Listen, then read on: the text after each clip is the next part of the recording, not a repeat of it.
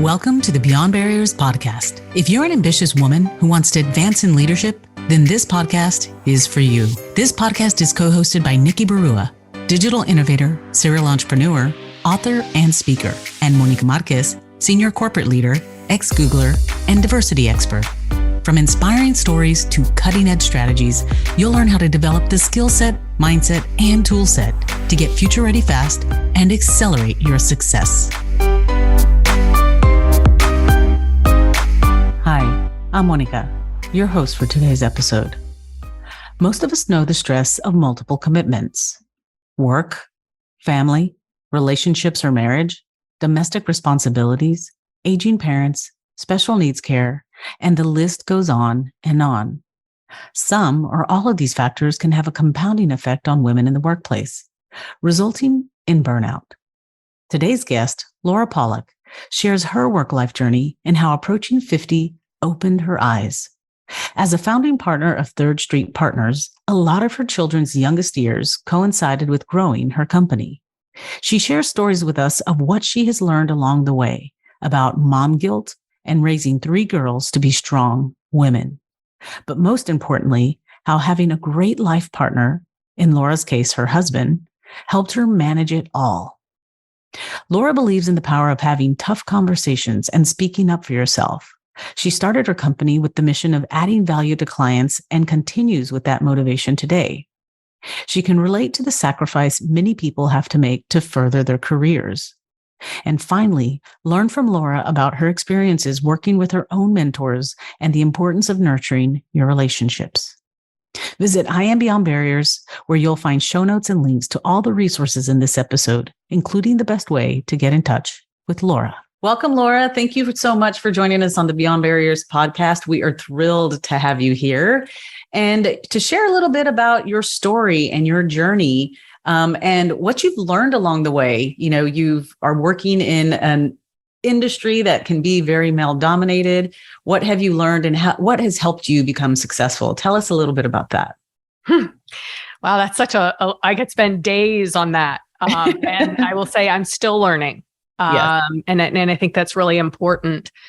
I do work in financial services, specifically asset management. The joy of working in asset management is you're surrounded by a lot of smart people that are curious, that are in it to provide income for people that are retiring. And many people that we provide services for people that are everyday policemen, firemen. So there's a bit of altruistic piece to that. Yes. But it is a collection of very type A people, mostly men, mostly white men. Mm-hmm. And I will say that I've learned a couple of things along the way, but the thing that keeps me grounded is knowing who I am, being confident in my abilities, being confident that I know what I know, but more importantly, being able to speak up to the things that I don't know and taking the opportunity to learn from people that have either done it longer than I have, are experts in a particular field, and allowing myself to be vulnerable in that moment and learning from that, and then being able to add that to my quiver of arrows. And that's been my success to date. And I think it's really hard as women to put ourselves out and be vulnerable. And so that fear, I put it deep down in my stomach. Not sure if that's healthy or not, but I put it deep down in my stomach, and I put a smile on my face, and I put myself out there. And oftentimes, if I reflect on that experience, I say, that wasn't so bad. And what was the takeaway? And it is my career. And I think the people that I work with, their careers, it's all about learning. You never stop learning. And so if you shut down and say, I'm an expert, then you've really inhibited your ability to grow. That's phenomenal and so insightful. And I love what you said about learning, because we here at Beyond Barriers, when we are working with the women in our, performance accelerators, we tell them that the new superpower is learning. It's all about just-in-time learning, and that you don't have to be that expert. You just have to be confident in your aptitude to learn really quickly. So I think that's really powerful what you just said. And I think the other thing that you mentioned is the, confidence and the vulnerability in saying you don't know what you don't know. But how would you frame that? Because I get women all the time to say, well, if I tell them they don't know, they're going to think that I don't know. They're going to think less of me. But I always tell them there's a way that you frame it. How do you do that? Say that there's a scenario and I asked you a question or asked you for a stat or asked you for some information and you didn't know the answer. How would you answer that? It's a great question, because I'm one of those people that prepares and prepares and prepares for every single question, so that for me to feel comfortable, I feel like I have to know everything. Right. And as I've gotten older, I realized that it's not possible to know everything. And by feeling like you know everything, you miss out on a lot. And so when I'm in a meeting and there's a question around an investment strategy, I'm not a portfolio manager. I wasn't an analyst. I'm a talent strategist. And I know a lot of things about people and how they could run money or how they could be the best portfolio manager or the best analyst. But if they start going too far into the weeds around that particular topic, how to invest in certain types of fixed income, I say, whoa, this is like Latin for me. and I pull back and I then say, here's what I can be helpful with.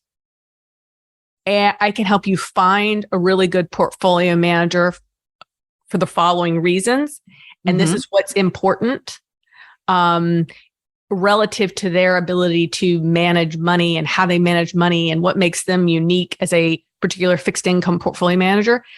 I'm going to lean on you to help me with that. So I don't put out and say, I don't know.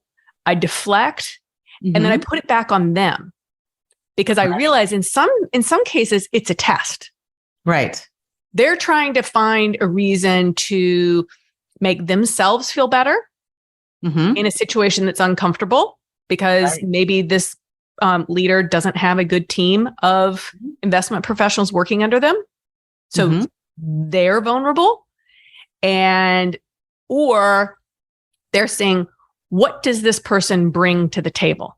And I want to be really honest what I do and what I don't bring to the table, because that's where there's an opening to bring someone else that has that expertise. And the other thing that I've learned, if I don't have the answer, it's better to say, wow, that's a really interesting question. I hadn't thought of that. Give me a minute and I'm going to come back to you. And not only do you come back with the answer in an incredibly well thought out way, but there's always something else you can add. After you reflect on a conversation or a meeting or a situation, it's an opportunity for you to go back to that person with the answer, but offer something else. And that's a really interesting takeaway that a lot of women don't think about. They're too nervous about what if they catch me, my belly versus, I'm standing strong. It's, but again, allowing yourself to deflect, be honest, but help them see what you do bring to the table.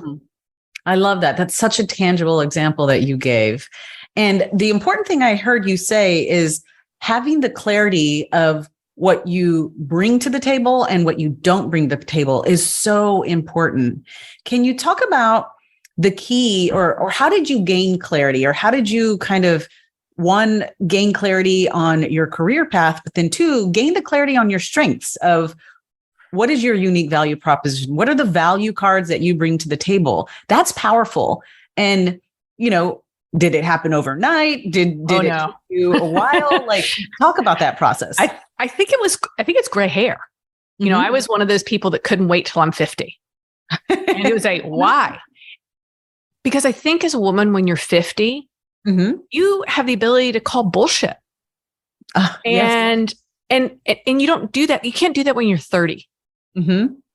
And so, being 50, the difference between 30 and 50 is 20 years, 20 really long years.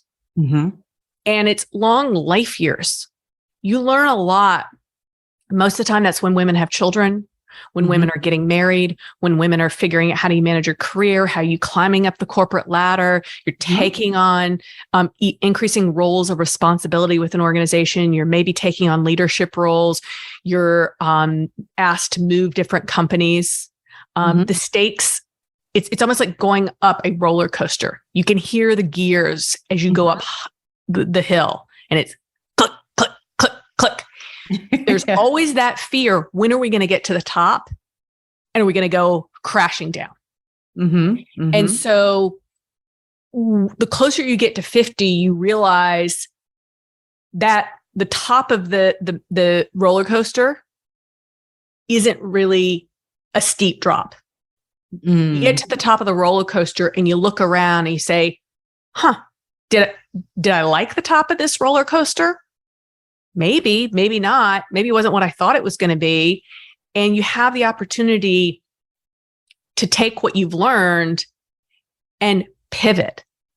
And it's kind of going into that point you made around clarity and being clear with what you want. I think it's really hard. We always ask our children, what do you want to be when you grow up? I never ask my kids, what do you want to be when you grow up? Who the hell knows? You're 7. Exactly. Right? I say, what do you like to do? Well, I like to act. I like to jump on the trampoline. Wow, that's really interesting. How do we do more of that? How do you going into summer camp or going into school? Maybe it's a gymnastics class, so you can spend more time doing that. Well, you should continue to do that in your career and as you get older. So, by the time you're 30, you've found yourself in a career. Maybe it's media, maybe it's finance, maybe it's advertising, whatever the case, maybe it's technology, whatever the case it is, you say, well, what do I like about this industry? Okay. What are the things that I liked coming into my work? What did I like coming out of college? And you start to, it's really important for people. And a lot of people learn this coming out of the pandemic. What do you like to do? Because we spend so much time in our career that you can't, and for the most of us, not everyone, but most of us can reflect on what we like to do. We don't have to scrub toilets and work 3 jobs. There are some people that do, and God bless them. But for the most part, the women and people that are listening to this podcast have the freedom to think about what they really like, what's important to them, what makes them feel full, what do they want to do more of, what kind of culture do they want to work in? Yes, it's super important. What are they? And then just as important, what do you not like? I find oftentimes when I counsel people, I say, what do you not like? Well, I don't know. I'm like, well, that's a problem. Time out. You have to know what you don't like. And you have to be honest with yourself about what that is. And almost like set up, and I tell people this, set up a traffic light. So here's a list of the things you like, and here's a list of the things that you don't like. And as you approach your career, if any of those things go to red, don't go forward. Exactly. Yeah. And if they're green, great. If they start becoming yellow, it's time to reevaluate. Yes. I love that analogy. And so as women, we oftentimes, and I see this more with women than in men, and I'm making a generalization, we take a lot of crap that men just don't. Yes. We're very accepting. We were taught at an early age, don't speak up. Don't wear this. Don't say that. And instead, you do need to wear that. You do need to speak up. You do need to do it in a thoughtful way, in a constructive way. But you should always stand up for yourself, no matter how uncomfortable. And so, if there is an opportunity for promotion in a role or a team that you want, go for it. And use your network to say, this is what I really want. How should I go about doing it? And really make it your mission to get out of your lane. Yes. I find so oftentimes women just stay in the lane and they are very reactive with their career, not proactive with their career. Oh my God. Yes. I love that you just said that. They don't manage their career. I talk to so many senior women, and I mean, senior women managing 300 plus people. And I say, what does the last chapter of your career look like? And they're like, I don't know. I'm like, you're 50. How do you not know this? Like, okay, let's figure that out. Or I see that they are not paid what they want to get paid. Why? What have you done about that? Or they say, well, I'm looking to leave my organization, even though I love the culture, I love what I do, I love my team, but I'm not getting paid what I want. Okay. Have you told your organization, your employer, your boss this? No. Why? So you'd rather risk all of the stuff that's really hard to create and go somewhere else just because you're too afraid, not unwilling, afraid to have that tough conversation. Yes. Worst case, they say no. Well, then there's your answer. Because, and again, you need to be honest. I feel like I'm underpaid. Do your homework. I'm underpaid relative to the market, other people in a similar role, similar organization. And kind of put that out there. And it's super scary and it's super uncomfortable. But what I guarantee you, literally guarantee you, you will not lose your job because you ask for more money. Right. If you do it in a thoughtful, constructive way with information behind it, then shock, you may actually get it. Yes, absolutely. But if you don't, the only person you're hurting is yourself. Yep. It's like you're making it, like I tell people, you need to decide whether you want to have this conversation or not. And deciding not to have the conversation is also a choice. You're making it, you're making the choice. But I agree with you we have to get out of our own way. And like you said, it is most of the time, it's not because you're not willing to have the conversation. It's just that you're afraid to have the conversation and really understanding what is that fear about. And then, like you said, it's analyzing that fear. Well, I'm afraid if I ask for more money, I'm going to get fired. Well, what is the real likelihood of that? On what grounds, right? On what grounds could they fire you? And so really poking holes in some of these fears and saying, is that really realistic? And I love the example that you use because it's a very real example. And we hear it all the time of, I'm underpaid or, I'm looking for a new job. And it's like, but why? And I think the golden thing you said was like, you've built all of this social capital already in this organization. You're going to have to go somewhere else and start over.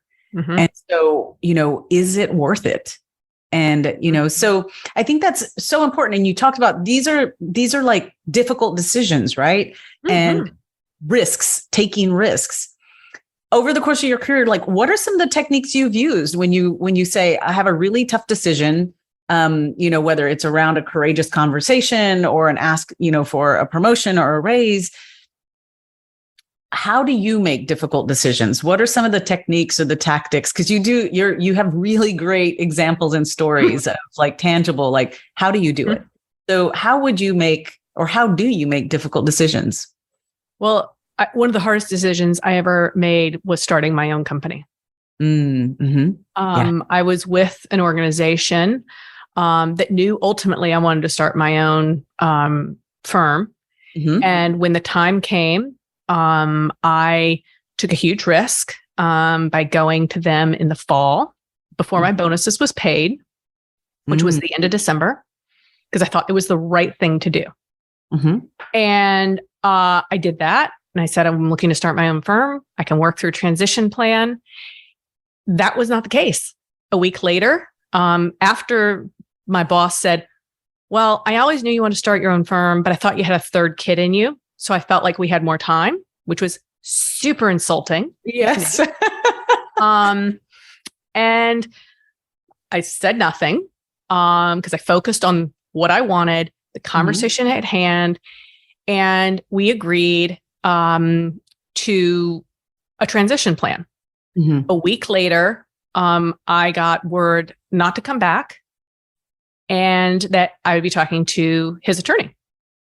Wow. And he found a way not to pay me my entire year. Wow. So I lost a lot of money. Mm-hmm.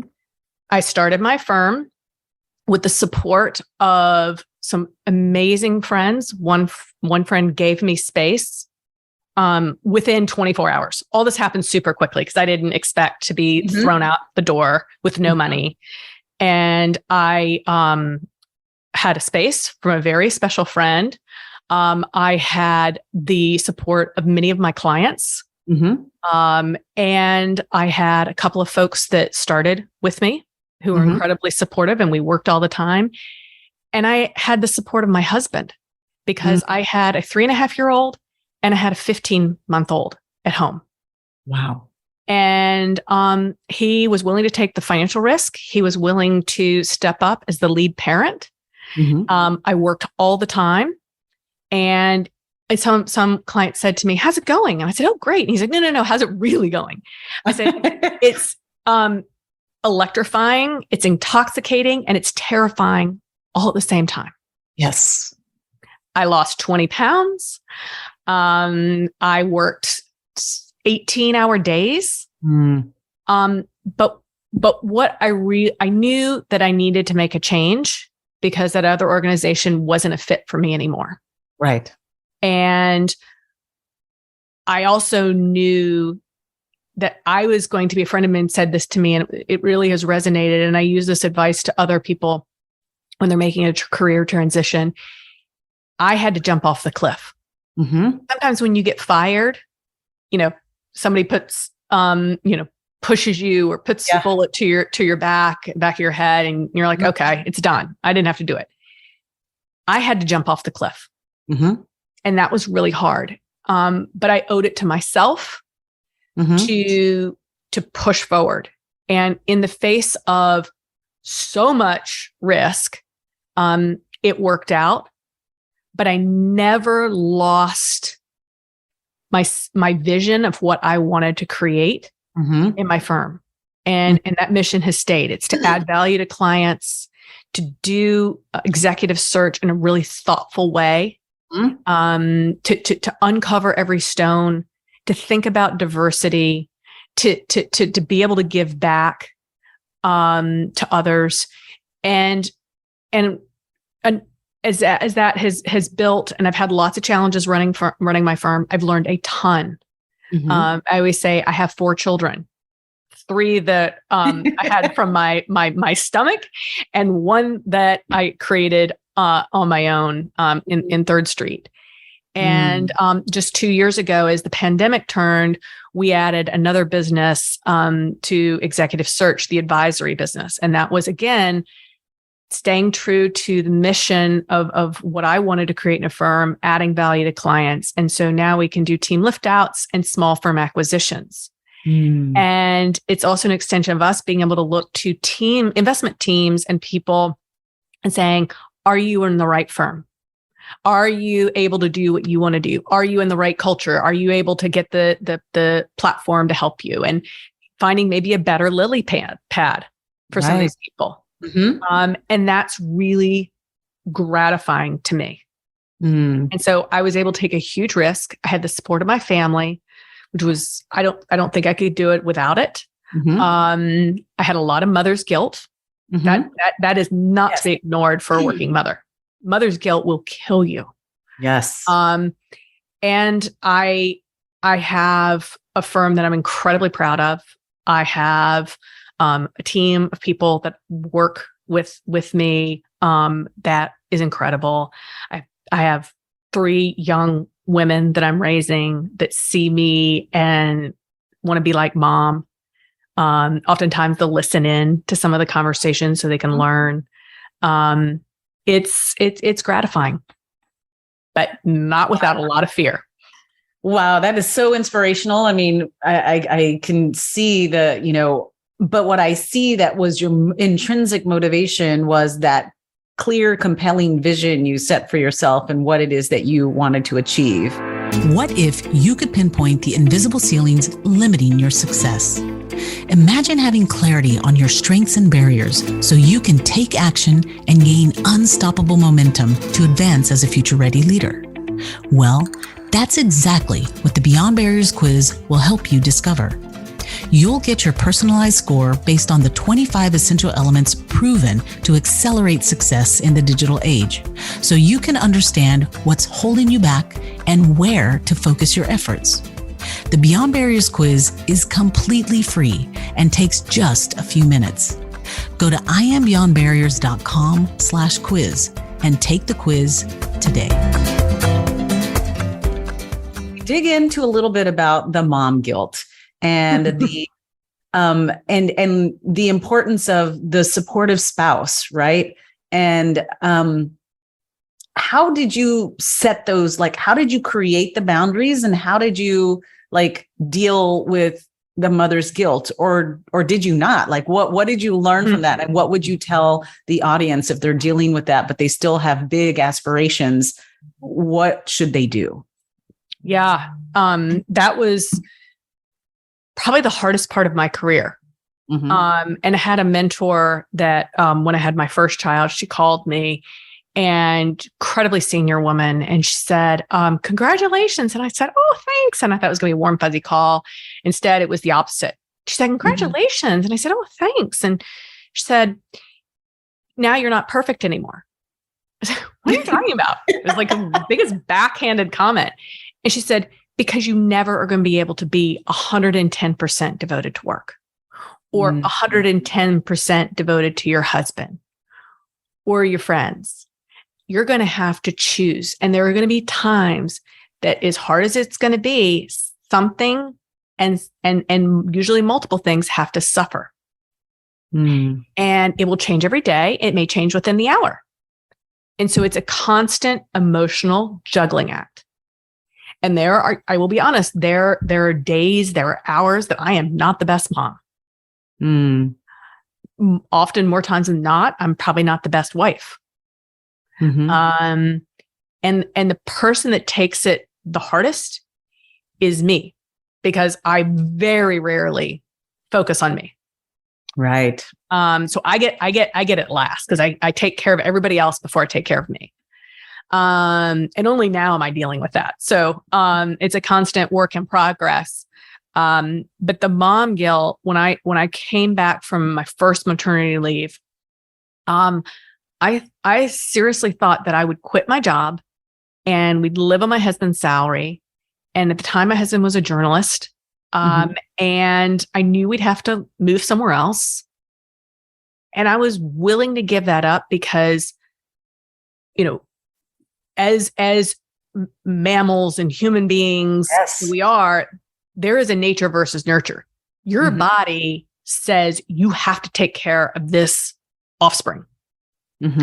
Your brain says, no, I don't want to give up my career. I don't want to do this. But then the body takes over.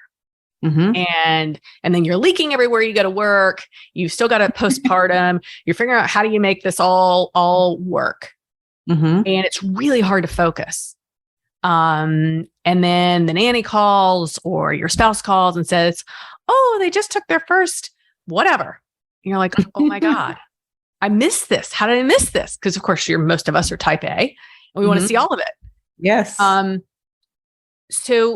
But what I realized every day that I came back, it got a little easier. Of course, there'd be bumps. I'd miss the first something. But I realized that I was a better person, therefore a better mother, because I was doing something that I wanted to do. And that was a good example for me to set. I also say the working mom's guilt. our stay-at-home mom friends, not always so helpful. Right. They're happy to judge. Mm-hmm. And now being close to 50, I know that comes from insecurity. Mm-hmm. They're just as insecure as we are, just in a different way. Right. And oftentimes they're jealous that we get to ride a train. We get to have this luxurious thing called travel. We get to dress up. And it takes a while to realize that. But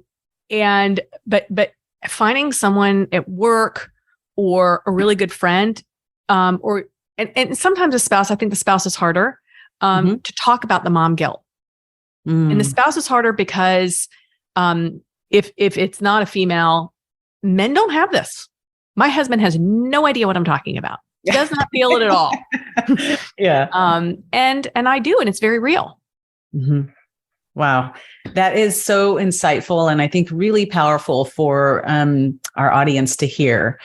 And you talked a little bit, you touched on, having mentors and that mentor who reached out to you and said, hey, you're no longer going to be perfect, and was kind of a truth teller for you. Can you talk a little bit more about, one, the importance and the power of having mentors like that kind of are the truth teller and kind of help coach you through that? But thinking also on the career side, the power of identifying mentors and sponsors that are going to help open the doors and help you, do the thing you wanted to do from a career perspective, as well as being a mother. That it's not a this or that, but a this and that with the help of mentors and sponsors. What was key for you? Was it, how did you develop some of those relationships, or how did you even identify those people? Identifying, I'll leave for a second, because I think that's harder. And I think one of the things around mentors is it's not a one size fits all. Right. It's really important to have different kinds of mentors because because everybody has an expertise. And so I have senior men that are mentors for certain things that I rely on them for. I have senior women that I've reached out to. I also have younger women because I want to know, what are they experiencing? What are they reacting to?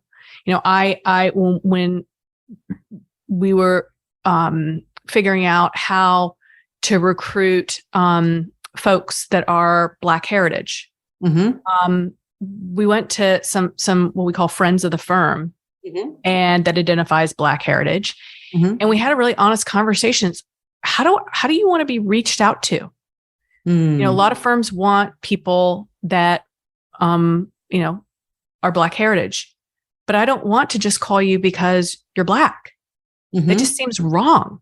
Right. This is how I feel. So how do I approach people, this demographic, such that it's genuine and it's real? And I was a little afraid about having this conversation because it's kind of taboo. Right.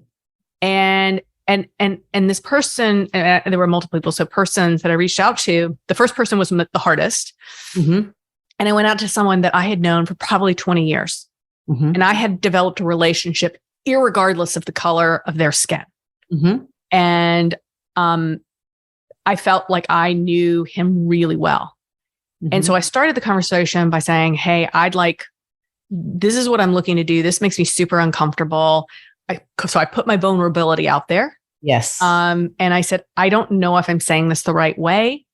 I don't want this to come across as anything other than trying to be helpful. And the response I got was above and beyond what I could have imagined.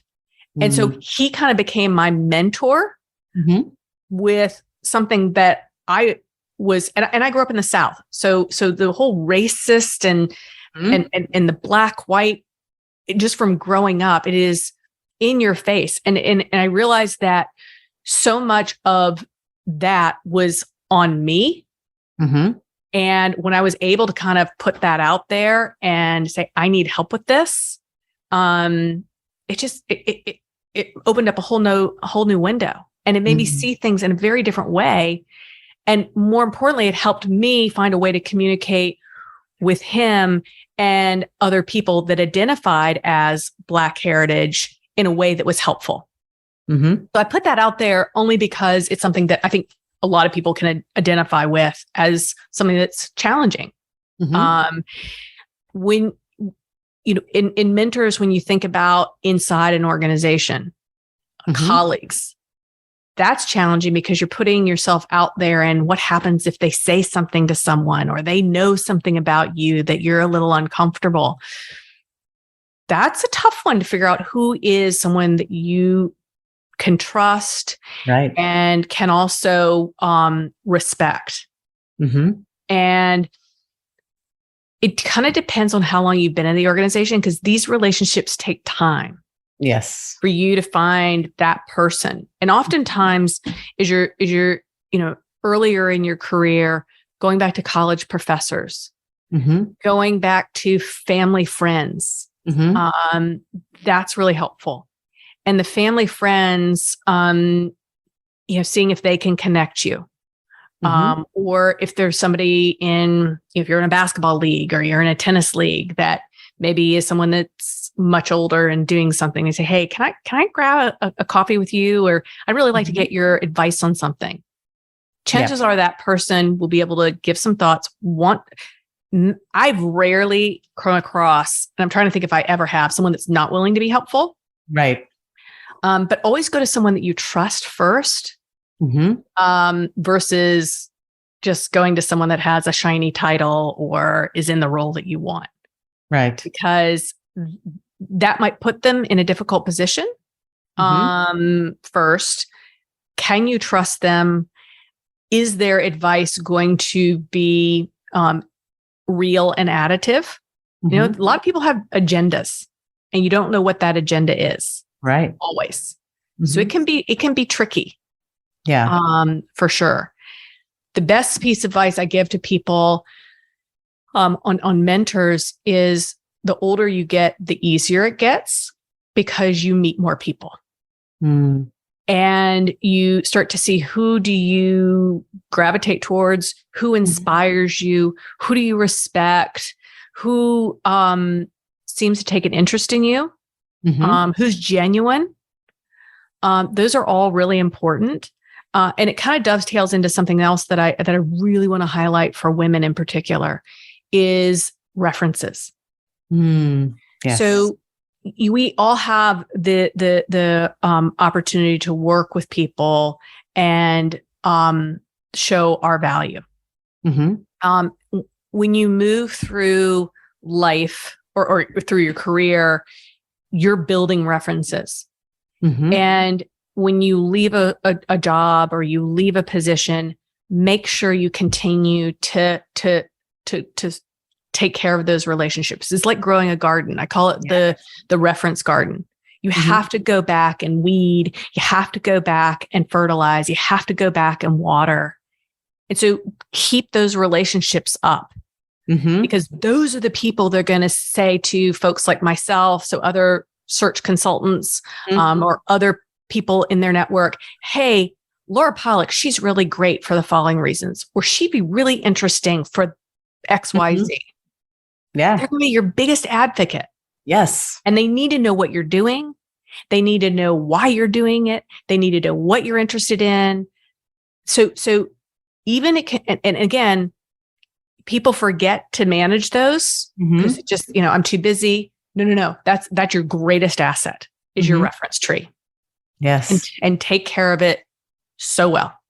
That is so powerful. And I love the analogy. You have some amazing analogies. I love the whole reference garden, because you do have to nurture and maintain those relationships. You can't let them get cold. I usually tell people you don't want to let those relationships get cold, because the last thing you want to do is have to go microwave them to kind of like speed them up, because that feels disingenuous, right? Yes. If you're constantly, like you said, weeding and fertilizing and nurturing those relationships, they're there to support you. And I think that's extremely powerful, because we all know that half the time the opportunities that come your way are through that community, through those referrals, through those references. in my history, I was back in the day, I was head of diversity recruiting, and I was, so shocked to find that, 80+ % of our hires were all from referrals. Yes. By the I'd time be retired by now if it was the opposite. Exactly. I mean, because by the time the job posting hit the, hit the job board or whatever, we already had, 20, 30, 40, referrals from internally, of like, hey, I think, this person would be great. So that is so important. And one more thing I wanted to that you said was really powerful that I wanted to bring back to the surface. You said in the very beginning, mentors come in all shapes and sizes. Like there's not one size fits all. And I think what was really powerful that you said that I want to highlight once more is that you had several mentors that didn't look like you. There were men, there were, sponsors and advocates that, you didn't go seeking out just other women that looked like you. Yes. You made sure you identified, who has the success, who's been successful, and how can I learn from them? And I think that is really powerful because sometimes being, myself, a Latina, a female, being part of the LGBTQ family, I was a lot of the times the only in the organization. And if I would have waited for someone to look like me to kind of help coach me or mentor me, like you said, I would have had to retire. Like I would just, I don't know where I would be. So I think that's really powerful that you said that some of your, immediately you were like, you had a lot of male mentors. And I just want to drive that point to our audience, because sometimes they get caught up in the whole affinity of, I need someone who looks like me, thinks like, but what would you learn from people that are different from us? Yeah. And with your mentors, you've got to put yourself out there. Oftentimes I'll go to people that are my mentors or that I really respect and really respect their opinion. I say, I'm having a really hard time with X. Or I may say, I'm trying to break into this market. How do I do that? So I'm showing that I don't know something. I'm showing that we don't have a track record in this space. I'm showing vulnerability, and I'm asking for help. Yeah. Women have a really hard time asking for help. Yes. We think we can do it all. Right. And we've got we can. But we need some scaffolding. Yes. And so your mentors help provide scaffolding. But scaffolding only works if you're willing to let it surround you. And so I've learned really great sage pieces of advice, and I've gotten additional relationships and different opportunities by allowing myself to be open and honest and vulnerable and ask for help. That is really, really insightful. And I'm gonna leave that there. I think this has been a phenomenal conversation. So I want to dive into the questions that we close all of these with, because we feel like it helps people also learn something, interesting about you. So I want to jump into the lightning round questions that we shared with you earlier. Before we close out. So my first question is, what book has greatly influenced you? So I was talking to some folks in preparation for this, and I said, I don't read nonfiction. When I finish my day, I need a break. I need a break. And I thought about this, and rather than giving one of my, historical fiction books that I just enjoy, I thought about my favorite children's book that I love to read to my children. I even read it to my 13-year-old. It's called The Rabbit Listened.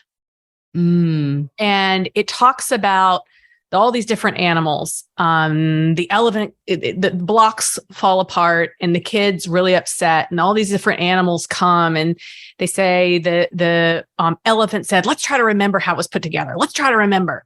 The snake says, who's knocked it over? Let's go find them. And then at the end, the rabbit comes and says nothing. And the boy just sits with the rabbit. And instead of having a reaction, he just talks to the rabbit about how he feels. And the rabbit makes no judgment, says nothing. He just listens. And at the end, the boy's able to recreate this castle of blocks. And it's better than it was before. All because the rabbit listened. And so often we're so focused on what we have to say and getting in the last word in a conversation. And as a leader, the best thing you can do is listen. Yeah. And I say, listen, because you might just learn something. I tell that to my 13-year-old all the time. Yeah. And so that's the book that I've actually learned the most from. I love it. I love it. I'm going to have to go buy that book. The rabbit listened. The rabbit listened. Awesome. What is your favorite inspiring quote or saying? This is easy. Happiness isn't getting what you want. It's wanting what you get. That is happiness. Yes. I love it. What is one word or moniker you would use to describe yourself? I thought a lot about this. And I can tell you what my friends, my husband would say about me. How I would describe myself is fearless. I love it. I can see it. Yeah. And it's not that I am not afraid and scared. Of course I am. But I know that is something that is going to bring me down versus allowing me to rise up. And so I put the wrap around and say, I am going to try in the midst of a lot of things that are incredibly fearful. I don't want to be driven by fear. Yeah. That's like a straitjacket. So I want to be free. And so I try to live my life as being fearless. I love it. Moving forward despite the fear. Love it. What is one change, like a habit, a behavior, some action that you implemented that made your life better? I hired a housekeeper. Oh, yes. Yes. Oh my God. I'm there with you. It's so just like, that's the advantage of working. Yes. Is I at home don't have to do the things that I don't want to do. Yeah. And it's okay. You have to be mindful of your time. What is the ROI or the ROE, return on energy? Yes. And I did the same thing. It was a hard thing for me to do at first, but after I did it, I realized I can now focus on what really matters. That's fantastic. I now, when I come home, have time with my kids. I'm not doing dishes. I'm not doing laundry. I'm not tidying up. I'm able to spend quality time with my kids because I don't have enough of that. I love it. I love it. And this is my favorite. So let's pretend, Laura, you're about to walk out on stage and there's, 1,000 people in the audience. What is the power song that would be playing when you walked out on stage? So I thought a lot about this one. So I'm really glad you sent me these ahead of time. I thought it's Respect by Aretha Franklin. I love the song, but more importantly, I love Aretha Franklin. Yes. I love what she did for music, what she did for women in a time and what she did for Black people in a time that was not so favorable. Yes. To all of that. And she's a legend in that space. And so I love the song, but more importantly, I love the artist. So inspiring. I can't wait to put together a playlist of all the songs that our guests have given us. And I think it'll be such an inspirational playlist that I'll have to play it whenever in those moments I need to evoke some inspiration. Well, thank you so much for your time. This has been a phenomenal conversation. Thank you. I can't tell you, I can tell you already that our audiences are going to love this. And it's definitely one for us to make sure all of our participants in our program, the people we coach, but most importantly, our audience to hear what you have to say. I think it's definitely powerful. Thank you. Thanks so much for your time. I appreciate it. Thank you for listening to the Beyond Barriers podcast. There are thousands of podcasts out there, and we are so grateful that you've chosen to listen to ours. If you enjoyed the show, please leave us a rating and tell a friend about it. And subscribe to get new episodes every Monday, Wednesday, and Friday. Visit IamBeyondBarriers.com, where you'll find show notes, links, and the best way to connect with our guests. See you next episode.